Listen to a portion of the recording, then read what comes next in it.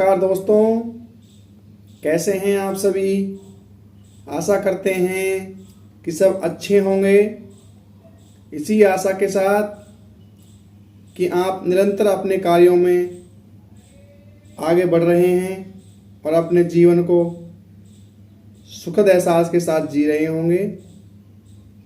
आज सुबह की चाय के साथ हम चर्चा करते हैं महिला आरक्षण बिल को परिसीमन और जनगणना से जोड़ा गया है और यही बातें कानून बनने के बाद भी इसे लागू करने में आड़े आने वाली हैं। तो हम तमाम उन बातों पर चर्चा करेंगे और आपको समझाने का प्रयास करेंगे कि इस महिला आरक्षण बिल के सामने कौन कौन सी अड़चनें आने वाली हैं और क्या क्या पहलू हैं जिन पे हम बात कर सकते हैं। सबसे पहले जानते हैं परिसीमन क्या होता है। परिसीमन क्या होता है और क्यों होता है, यह जानना हमारे लिए बेहद जरूरी है।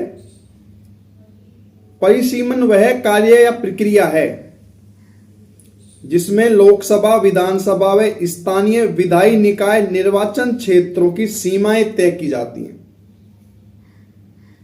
अब ऐसा क्यों करना पड़ता है? क्योंकि लोकसभा, विधानसभा में एक निश्चित आबादी के लिए प्रतिनिधि तय होता है और आबादी में बदलाव की स्थिति में इसे भी बदलने की आवश्यकता होती है। इसीलिए हर जनगणना के बाद यह प्रक्रिया की जानी आवश्यक है। हमारे संविधान के अनुच्छेद 82 में हर जनगणना के बाद लोकसभा व विधानसभा सीटों के फिर से पुनर्अवलोकन का प्रावधान है। अब जानते हैं कि परिसीमन की प्रक्रिया आखिर होते कैसी है, परिसीमन किया कैसे जाता है। यह कवायद सुप्रीम कोर्ट के रिटायर्ड जज की अध्यक्षता में एक परिसीमन आयोग करता है। आयोग को संसद में कानून पारित कर गठित किया जाता है।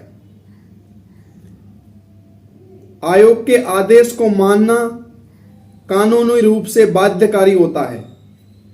किसी भी अदालत में इसे चुनौती नहीं दी जा सकती। संसद भी इसके आदेश में संशोधन का सुझाव नहीं दे सकता। एक बार आयोग बनने के बाद उनकी किसी भी प्रक्रिया में कोई अड़चन या बाधा पैदा नहीं कर सकता। अब जानते हैं नया परिसीमन कब लागू होगा। परिसीमन आयोग अपनी ड्राफ्ट रिपोर्ट गजट में प्रकाशित करता है। आम जनता से मिले फीडबैक से जुड़े जरूरी बदलाव के बाद फाइनल रिपोर्ट तैयार करके पेश करता है। परिसीमन आयोग की सिफारिशें राष्ट्रपति द्वारा तय तिथि पर लागू होती हैं। रिपोर्ट की प्रतियां लोकसभा, विधानसभा में रखी जाती हैं और उस पटल पर उन्हें जानने का अवसर दिया जाता है, लेकिन इसमें संशोधन की अनुमति कतई नहीं है। इस बात को हम बार बार दोहरा रहे हैं कि विधानसभा और लोकसभा के पटल पर रिपोर्ट की प्रतियां रखी जाती हैं, लेकिन केवल उनके अवलोकन मात्र के लिए। अब जानते हैं कितनी बार हुआ है परिसीमन। अभी तक कितनी बार परिसीमन हो चुका है। अब तक देश में यह प्रक्रिया 4 बार दोहराई गई है। सर्वप्रथम 1952, उसके बाद 1963, उसके बाद 1972 और उसके बाद 2002 में परिसीमन आयोग की स्थापना की जा चुकी है। लोकसभा सीटों की संख्या 1972 के बाद से संशोधित नहीं हुई। यह बात गौर करने योग्य है और जानने योग्य है कि लोकसभा सीटों की संख्याओं में संशोधन अंतिम बार 1972 में हुआ था, जो 1971 की जनगणना पर आधारित थी। अभी 543 लोकसभा सीटें हैं। लोकसभा के लिए आखिरी परिसीमन आयोग 2001 की जनगणना के बाद 2002 में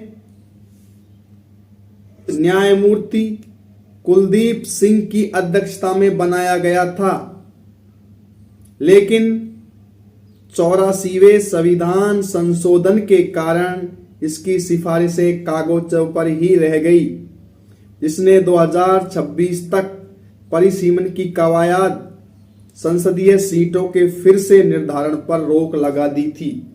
अब जानते हैं कि 2021 की जनगणना जो अधूरी है वो कब शुरू होगी, कब तक पूरी होगी, उसके बारे में जान लीजिए।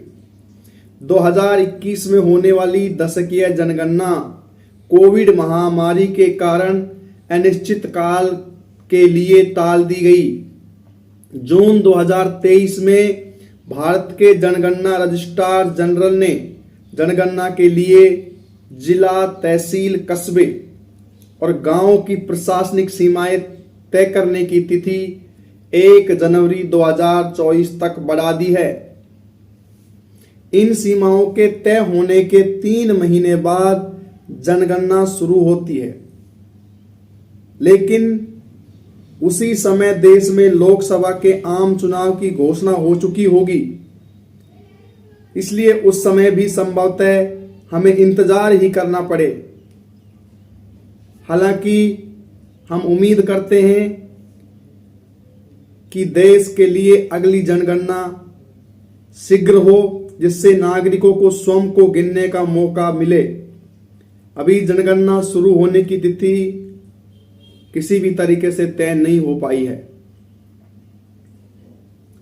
अब जानते हैं अगला परिसीमन कब आ सकता है। जनगणना के बाद परिसीमन की प्रक्रिया शुरू होगी, ये लाजमी है। सुप्रीम कोर्ट में जब नए संसद भवन को बड़ा बनाने को लेकर चुनौती का मामला आया तो केंद्र ने हलफनामे देकर यह संभावना जताई कि अगले परिसीमन में लोकसभा की सीटें 543 से बढ़कर संभवतः 888 और राज्यसभा की 245 सीटों से बढ़ाकर 384 हो सकती है। इसमें कम या ज्यादा भी हो सकता है, ज्यादा नहीं हो सकता, इसमें कमी की जा सकती है। अब थोड़ा जान लेते हैं महीना आरक्षण बिल के लागू हो जाने के बाद कैसा परिदृश्य रहने वाला है। लोकसभा की मौजूदा सदस्य संख्या 543 के भीतर ही महिलाओं को 33% आरक्षण देने से सियासी और सामाजिक समीकरण प्रभावित न हो, इसके लिए सरकार ने अधिनियम में परिसीमन का प्रावधान रखा है। समझ रहे हैं? तत्काल प्रभाव से इसे लागू करने पर अनारक्षित सीटों की संख्या मात्र 266 ही बचती है। सरकारी सूत्रों ने कहा, यदि परिसीमन का प्रावधान नारी शक्ति वंदन अधिनियम में नहीं रखा जाता तो विधेयक पास होने के साथ ही महिलाओं का आरक्षण लागू हो जाता। इससे अनारक्षित सीटों की संख्या लोकसभा 50% से कम हो जाती। मौजूदा समय में लोकसभा की 543 सीटों में 131 सीट SC/ST के लिए आरक्षित हैं। बाकी 412 अनारक्षित सीटें हैं। SC/ST की आरक्षित सीटों के अंदर ही इस वर्ग की महिलाओं के लिए 33% सीट आरक्षण का प्रावधान विधेयक में है। अर्थात SC और ST की जो सीटें हैं उनसे परे हटके ये बिल बाकी सीटों पर अप्लाई होता है। ऐसे में एससी के लिए आरक्षित 84 में 28 और एसटी के लिए आरक्षित 47 में से 16 सीट महिलाओं के लिए आरक्षित होती। इन 131 सीटों पर अनारक्षित समुदाय के लोग चुनाव नहीं लड़ सकते। ऐसे में 412 अनारक्षित सीटों में यदि 33% आरक्षण महिलाओं को दे दिया जाता है तो समझिए अनारक्षित सीटें 266 ही बचती हैं। इन पर भी महिलाओं को लड़ने की छूट होती है। एक केंद्रीय मंत्री ने कहा, तत्काल प्रभाव से इसे लागू होने से सदन के अंदर नए तरह की असमानता पैदा हो सकती है। इस पहलू को भी सरकार ने ध्यान में रखते हुए परिसीमन के बाद लोकसभा में सीटों की संख्या बढ़ेगी, इसके बाद ही आरक्षण की व्यवस्था लागू हो सकती है।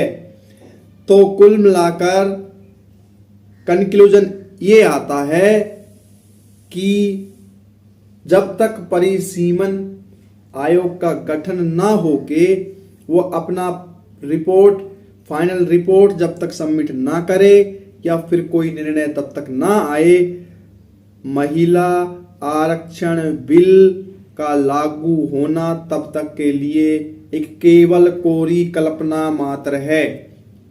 पहले जनगणना होगी, उसके बाद परिसीमन होगा, उसके बाद परिसीमन आयोग निर्धारित करेगा और सीटों में बढ़ोतरी होने के पश्चात ही जान पड़ता है महिला आरक्षण बिल पटल पर आएगा, धरातल पर आएगा और नारी शक्ति की भागीदारी वहां से 33% निर्धारित हो जाएगी। मेरे दोस्तों, आज हमने सोचा सुबह चाय के साथ साथ आपको ये महत्वपूर्ण जानकारी दी जाए। ये जानकारी जो बेरोजगार शिक्षित युवा जो अपने जॉब के लिए, अपने सपनों को साकार करने के लिए लड़ाई लड़ रहे हैं, उनके लिए भी उपयोगी है, आम नागरिक के लिए भी उपयोगी है। और ये बेहद जानना जरूरी था कि ये बिल तो जो अभी बिल का प्रस्ताव तो लेके आ चुके हैं, लेकिन ये कब तक अप्लाई होने वाला है, इसका क्या एजेंडा है, तो वो सब आपको जानना बेहद जरूरी है। दोस्तों, इस वीडियो में इतना ही। आगे अन्य महत्वपूर्ण जानकारियों के साथ हम आपके साथ बराबर बने रहेंगे। हर एक पहलू पर हमारी नजर है। हम चाहते हैं कि अधिक से अधिक जानकारियां आप तक पहुंचाई जाए। मैं आपसे अनुरोध करता हूं कि आप मेरे इस चैनल को सहयोग करिए, अपना प्यार दीजिए, सब्सक्राइब करिए, मेरी वीडियोज को लाइक करिए। कोई गलती हमसे हो रही है तो उसको कमेंट बॉक्स में हमें बताइए, सुझाव दीजिए। अरे मित्रों, हमको सहयोग करिए, मेरे चैनल्स को सब्सक्राइब करिए और इसको आगे बढ़ाने में मेरी सहायता करिए। जय हिंद, जय भारत। मिलते हैं एक और बेहतरीन और महत्वपूर्ण जानकारी के साथ जल्दी। जय हिंद।